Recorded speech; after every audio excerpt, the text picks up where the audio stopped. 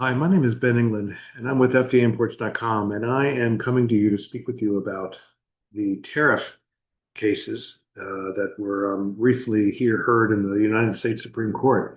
These are the cases that Donald Trump and the administration lost at the Supreme Court level. The administration had implemented reciprocal tariffs and also tariffs associated with allegations that certain countries were not doing enough in order to prevent the production and importation or smuggling of fentanyl into the United States, as well as other tariffs associated with countries that are doing business with Russia and in Russian oil, as well as some other tariffs. Brazil, for instance, was hit with a specific tariff. The Supreme Court ruled that those tariffs were not legal, unconstitutional, and then consequently they could not be defended. And now it's time for companies to start pursuing refunds, quite frankly, of those tariffs. Now, the Supreme Court and the Court of Appeals for the Federal Circuit and the Court of International Trade and even Congress, no one has actually told customs to give the money back. And consequently, it's really up to importers to sue customs in order to try to get that money back. They also can file protests with customs, which is an administrative process.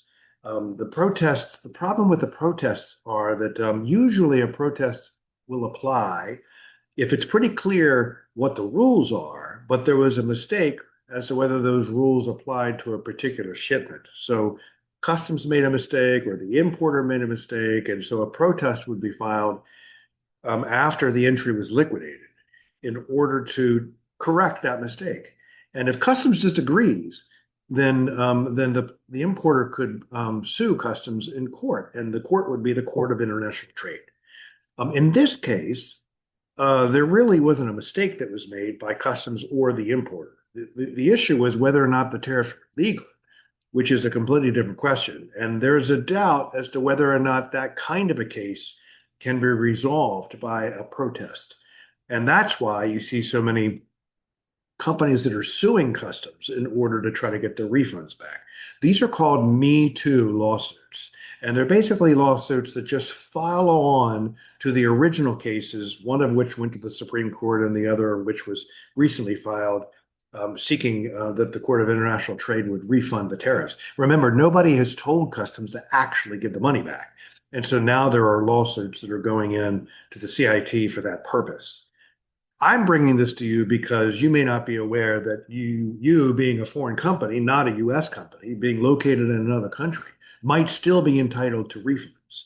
And the way that would work would be if you acted as the non-resident foreign importer of record in the United States and you paid IEPA tariffs, then you as the importer would be the company that would have the right to sue customs to get the money back.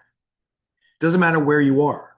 So, for instance, a company that's in China that was forced to pay IEPA duties for one reason or another, whether it has to do the fentanyl, whether it's the fentanyl IEPA duties, IEPA tariffs, or it was a reciprocal IEPA tariff.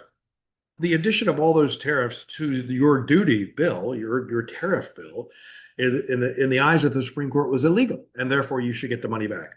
But you need to find somebody to help you do that. If you would need help with getting the money back, then you could protest and you could use a customs broker to do that. I'm actually advising people to wait and instead to go ahead and sue customs for the money. The reason why it's important to do that sooner rather than later is that there are thousands of these cases.